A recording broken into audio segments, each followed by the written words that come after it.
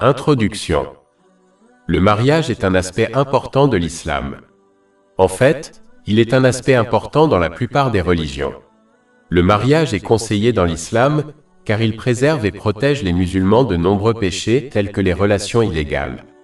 Un aspect important du mariage que de nombreux couples mariés semblent trouver difficile est le maintien d'une bonne relation avec leur conjoint. Le fait de ne pas apprendre et d'agir sur cet aspect du mariage est l'une des principales raisons pour lesquelles le taux de divorce au sein de la population musulmane a explosé. Les couples mariés ne trouveront jamais le véritable bonheur ni la paix dans leur foyer s'ils ne vivent pas ensemble de manière bienveillante. Allah, l'Exalté, a ordonné une bonne compagnie entre un couple marié car elle aide à maintenir les différents aspects de la vie qu'ils rencontreront, comme l'éducation des enfants, et elle leur apportera le bonheur.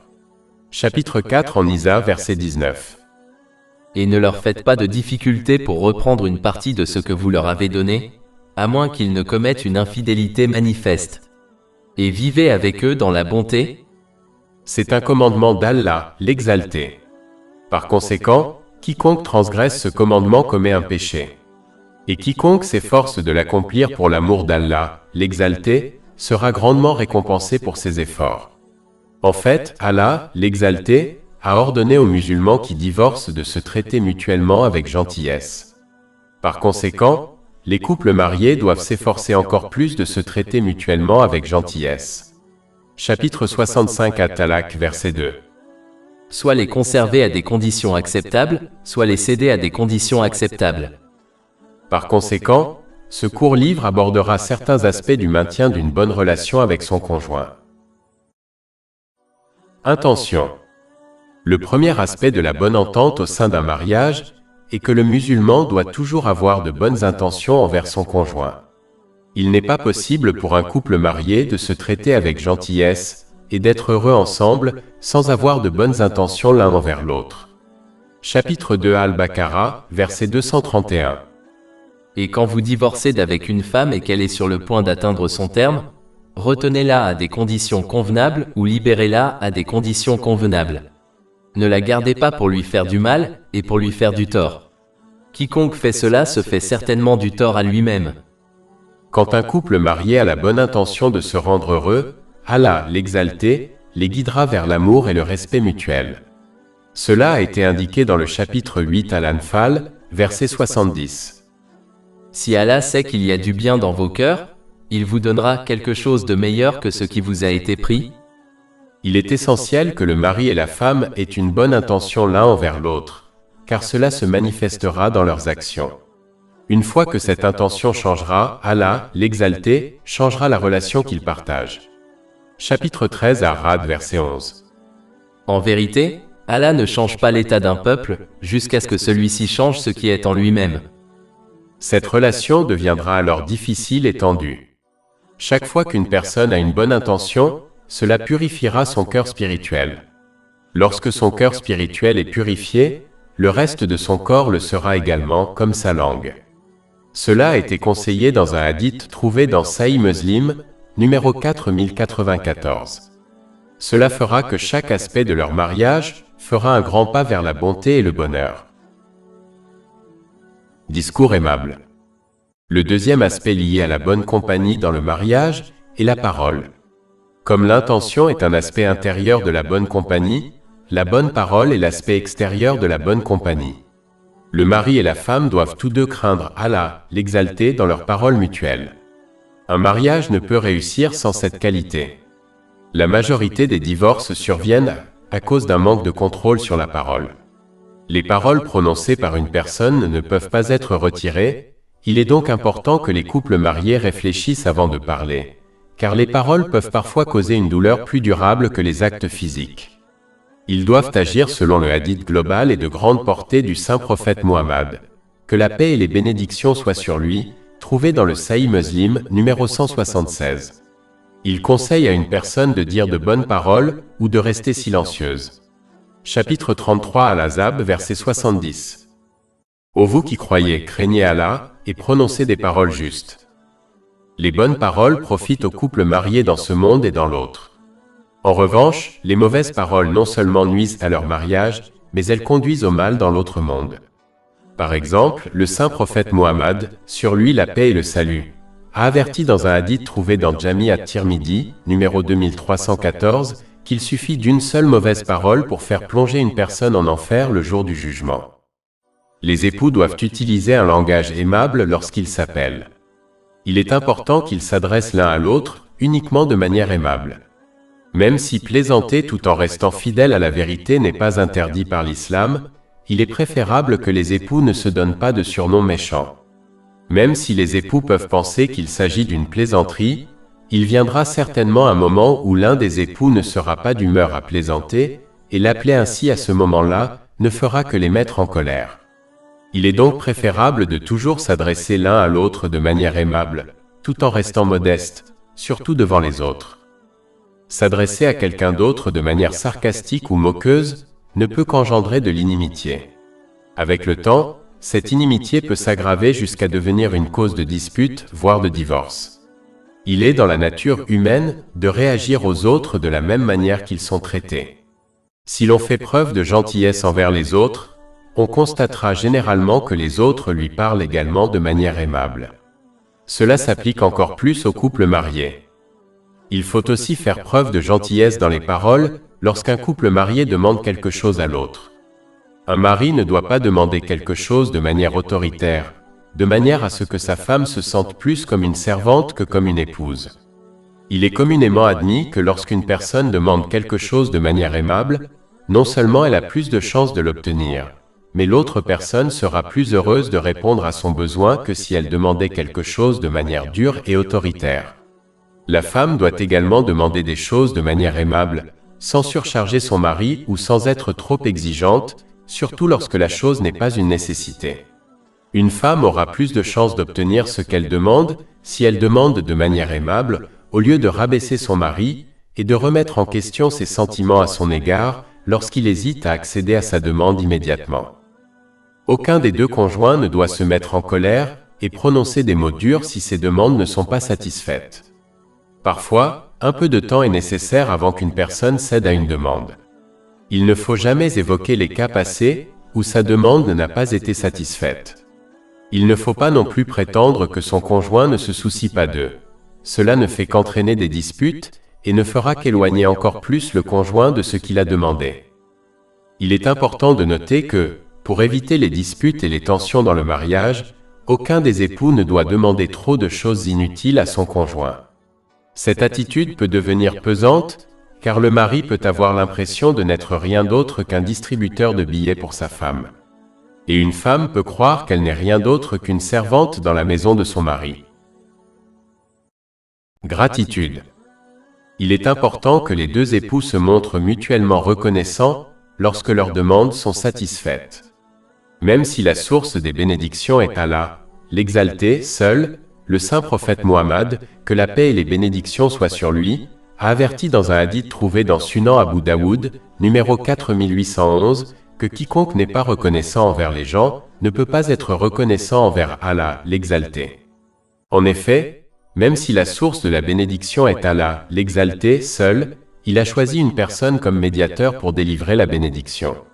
Par conséquent, remercier le médium est en fait une manière indirecte de remercier la source de la bénédiction. C'est pourquoi les ambassadeurs des rois sont honorés. Selon le Saint-Coran, lorsque l'on est reconnaissant envers Allah, l'exalté, cela nous permet de recevoir davantage de bénédictions.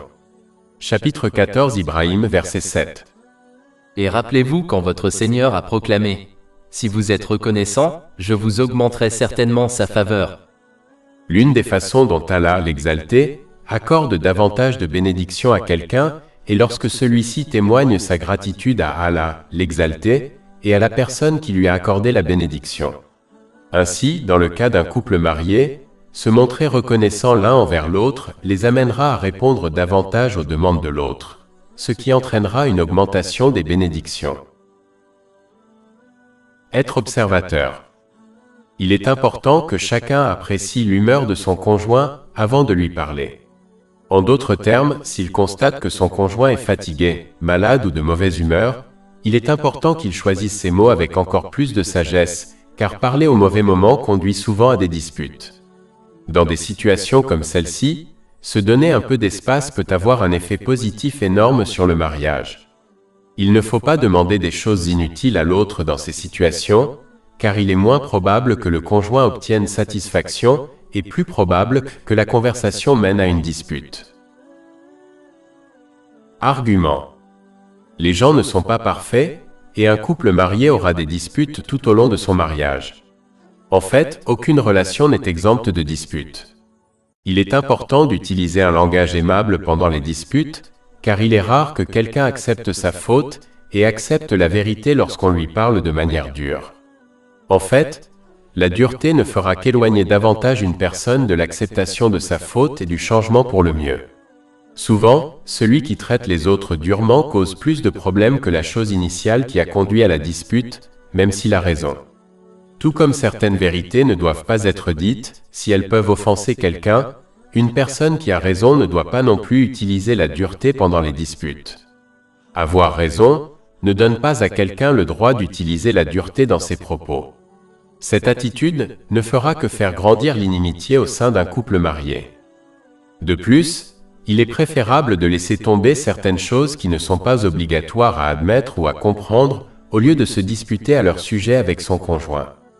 Dans la plupart des cas, ignorer les choses conduit à un plus grand bonheur que de toujours faire des reproches et de se disputer avec son conjoint sur chaque petit problème. Certaines choses qui sont importantes, comme les devoirs obligatoires, doivent être abordées et discutées même si cela conduit à une dispute. Mais dans des cas comme celui-ci, il faut toujours utiliser des mots gentils car une issue positive est plus probable avec cette technique. Trop de critiques, même constructives, peuvent conduire à l'inimitié. Une personne sage comprend que la majorité des gens, surtout de nos jours, n'apprécient pas d'être critiqués de manière constructive. Cette habitude ne peut qu'engendrer de l'inimitié au sein d'un couple marié. Il est acceptable de critiquer de manière constructive de temps en temps, car cela aide l'autre à s'améliorer en tant que musulman. Mais il ne faut pas en faire trop. Cela doit être fait de manière aimable et au moment opportun. Dire la bonne chose au mauvais moment peut entraîner d'autres problèmes. La gentillesse dans les actes. Un autre élément de la bonne compagnie au sein d'un couple marié est le traitement bienveillant.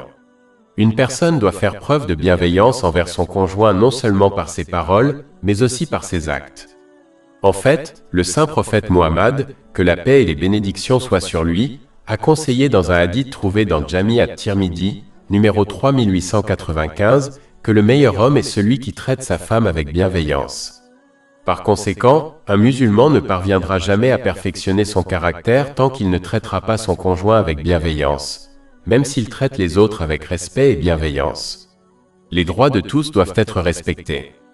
On ne peut pas espérer réussir en respectant les droits de certains membres de la famille et en ignorant ceux des autres. Un vrai musulman s'efforce de respecter tous les droits qui lui sont assignés par Allah, l'exalté. Dans un hadith trouvé dans Jami at-Tirmidhi, numéro 2003, le saint prophète Mohammed, que la paix et les bénédictions soient sur lui, a indiqué que la chose la plus lourde dans la balance du jour du jugement sera le bon caractère. Il est donc essentiel pour les musulmans d'adopter ce comportement, en particulier avec leurs proches, comme leurs conjoints. C'est une hypocrisie évidente de traiter le monde extérieur avec gentillesse et de traiter sa propre famille comme son conjoint avec méchanceté. Cette personne ne suit que ses propres désirs et non les enseignements de l'islam. Cette personne à double face sera finalement exposée et déshonorée dans ce monde, et elle subira un grand châtiment dans l'autre monde à moins qu'elle ne se repente sincèrement. Tâches ménagères. Un aspect de la bienveillance dans le mariage est que chaque conjoint doit s'entraider dans les tâches ménagères. En fait, le saint prophète Mohammed, que la paix et les bénédictions soient sur lui, aidait sa famille dans les tâches ménagères, prouvant ainsi que ces tâches sont neutres en termes de genre. Cela est confirmé par un hadith trouvé dans Sahih Bukhari, numéro 6039. Mais il est important de noter qu'un musulman doit suivre correctement la tradition du saint prophète Mohammed, que la paix et les bénédictions soient sur lui, et ne pas suivre ses propres désirs. Ce hadith ajoute clairement que lorsqu'il était temps pour la prière obligatoire, il partait pour la mosquée. Cela indique clairement qu'aider dans les tâches ménagères est important, mais que la prière obligatoire en congrégation à la mosquée est plus importante. Chaque tradition est prioritaire, et il faut suivre cet ordre correctement et ne pas choisir les traditions que l'on souhaite suivre.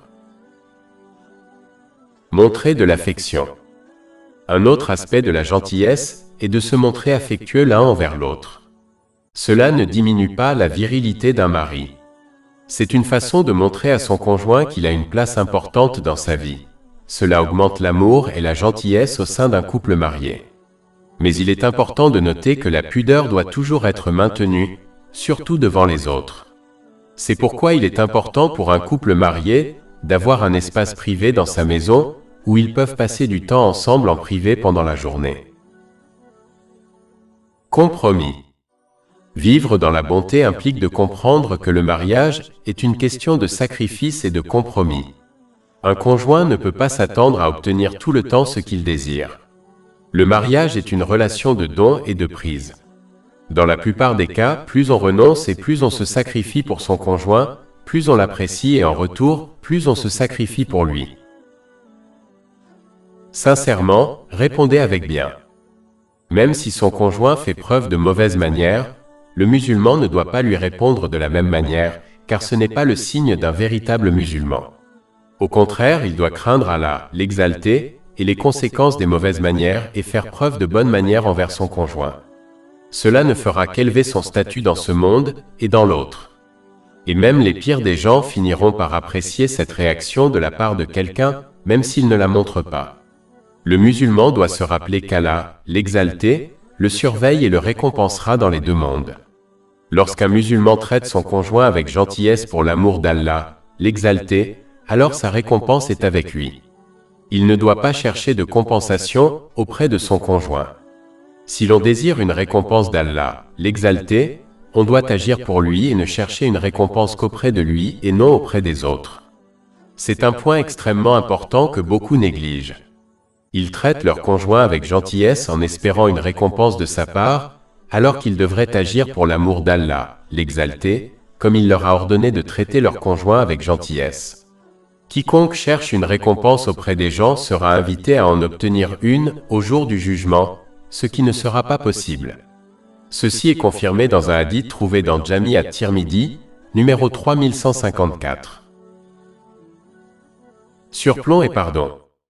Un autre aspect de la bienveillance est que chaque musulman doit se débarrasser des images de contes de fées du mariage, car personne n'est parfait. Il doit plutôt comprendre que tout comme lui, les autres le sont aussi. En d'autres termes, de la même manière dont on fait des erreurs, les autres en font aussi, et de la même manière dont on aimerait que les autres nous ignorent et nous pardonnent. De même, on devrait ignorer et pardonner les erreurs des autres. Chapitre 24 en Nour, verset 22. Et qu'il pardonne et passe outre. N'aimerais-tu pas qu'Allah te pardonne? Non. C'est encore plus important pour les couples mariés, car ne pas négliger et laisser aller les choses ne peut qu'engendrer des tensions dans leur mariage. Chaque musulman doit apprendre à laisser aller les choses et à ne pas garder rancune en utilisant les erreurs passées de son conjoint contre lui. Malheureusement, cette mentalité est très courante chez les musulmans d'aujourd'hui. Ils refusent de laisser aller les choses et rappellent aux autres leurs erreurs même des décennies plus tard. Cela réduit non seulement leur chance d'être pardonnés par Allah, l'exalté, mais conduit également à l'inimitié et aux difficultés dans leurs relations. Comme un couple marié passe beaucoup de temps ensemble, ce type d'attitude peut être désastreux. Apprendre à laisser aller les choses non seulement fait de l'un un meilleur musulman, et augmente ses chances d'être pardonné par Allah, l'exalté, mais cela crée également du respect et de l'amour pour lui dans le cœur de son conjoint. Cela incitera ce dernier à faire plus d'efforts pour lui plaire. Outre les choses illicites, un musulman doit apprendre à laisser aller les autres petits problèmes et à ne pas les transformer en une grosse affaire. Il est triste d'entendre que les couples mariés se disputent souvent pour des choses insignifiantes. Celui qui pinaille ne réussira jamais dans son mariage. Il ne fera que rendre sa vie et celle des autres difficiles. Si Allah, l'exalté, ne pinaille pas, bien qu'il ait la connaissance de toutes choses, les musulmans ne devraient pas non plus le faire s'ils désirent trouver de la joie dans leur relation, en particulier dans le mariage. C'est pourquoi le saint prophète Mohammed, que la paix et les bénédictions soient sur lui, a conseillé dans un hadith retrouvé dans Sahih Muslim, numéro 3645, qu'une personne ne devrait pas détester son conjoint à cause d'une caractéristique qu'il possède, car il pourrait en posséder d'autres qui lui plaisent. Ce hadith conseille également aux musulmans d'essayer d'observer son conjoint de manière positive, au lieu de toujours observer ou évaluer ses caractéristiques négatives. Cela ne signifie pas qu'il doit se comporter comme si son conjoint était parfait. Cela signifie qu'il ne doit pas pinailler sur des caractéristiques négatives mineures, tout en l'encourageant doucement à les abandonner au fil du temps. Il y a une grande différence entre ignorer complètement les caractéristiques négatives des autres et agir comme s'ils étaient parfaits et se concentrer sur leurs aspects positifs tout en leur conseillant doucement de changer pour le mieux. Les gens changent très rarement du jour au lendemain. Les musulmans doivent donc être patients car il faut du temps pour abandonner les caractéristiques négatives. Conclusion. Voici un résumé de la plupart des conseils donnés jusqu'à présent dans ce livre. Il a été initialement donné à une femme, mais il a été modifié pour s'appliquer aussi bien aux maris qu'aux épouses. Si un musulman se comporte comme la terre et soutient son conjoint à tout moment, alors son conjoint deviendra pour lui le ciel en le protégeant du mal. Si un musulman donne la paix de l'esprit et du corps à son conjoint, en retour, il deviendra pour lui un pilier de soutien financier, mental et physique.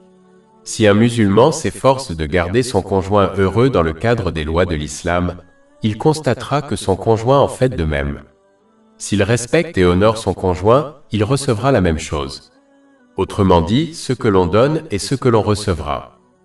Le musulman doit être modeste et parler et agir de manière à plaire à Allah, le Très-Haut, et à son conjoint. Il doit être satisfait de son mariage et de ce qu'il possède, car c'est la véritable richesse et le bonheur. Il est tout à fait évident, si l'on observe les médias, que la célébrité et la fortune n'apportent pas le bonheur. En fait, la majorité des célébrités finissent par divorcer malgré leur célébrité et leur fortune. Le musulman doit veiller à se parer pour son conjoint tout en évitant l'extravagance et le gaspillage, car cela fait partie du maintien de l'amour qu'il partage. Il doit toujours être conscient de l'humeur de son conjoint et parler et agir de manière appropriée, car des disputes peuvent survenir, même si la bonne chose est dite au mauvais moment, par exemple, lorsque l'on a faim ou que l'on est fatigué. Le musulman doit apprécier la valeur de l'argent et ne pas le gaspiller, car cela est détesté par Allah, le Très-Haut, et détesté par un conjoint qui craint Dieu. Le couple marié doit donner la priorité à l'éducation religieuse et à la formation de ses enfants dans les domaines matériels et religieux. Cette éducation renforcera le lien qui les unit. Un musulman doit essayer de satisfaire les demandes raisonnables de son conjoint tant que cela ne remet pas en cause les commandements d'Allah, le Très-Haut. Car renier constamment son conjoint peut conduire à la colère et aux disputes. Tout ce qui se passe entre eux doit être gardé secret, car révéler des secrets peut briser la confiance entre un couple marié. La seule exception est lorsque l'un demande conseil à l'autre. Mais même dans ce cas, cela ne doit pas devenir une affaire publique et ne doit pas être divulgué à trop de personnes. Un musulman doit, dans la mesure du possible, essayer de refléter les émotions de son conjoint. Par exemple, il ne doit pas être ouvertement heureux lorsque son conjoint est triste, car cela peut faire croire à une personne que son conjoint ne se soucie pas de ses sentiments. Un musulman doit apprendre à se sacrifier et à faire des compromis pour le bien de son conjoint dans les limites de l'islam, car cela incitera son conjoint à s'efforcer de le satisfaire. Une bonne façon de se rappeler de tout cela est qu'un musulman doit traiter son conjoint de la même manière qu'il aimerait que son conjoint traite sa bien-aimée. Par exemple, un mari doit traiter sa femme de la même manière qu'il aimerait que son gendre traite sa fille. Ou bien, une femme devrait traiter son mari de la même manière dont elle voudrait que sa belle-fille traite son fils. Adopter cette mentalité suffirait à résoudre d'innombrables problèmes au sein du mariage. Plus de 400 livres électroniques, livres audio, infographies, podcasts et blogs gratuits disponibles sur notre site web www.chekpod.com.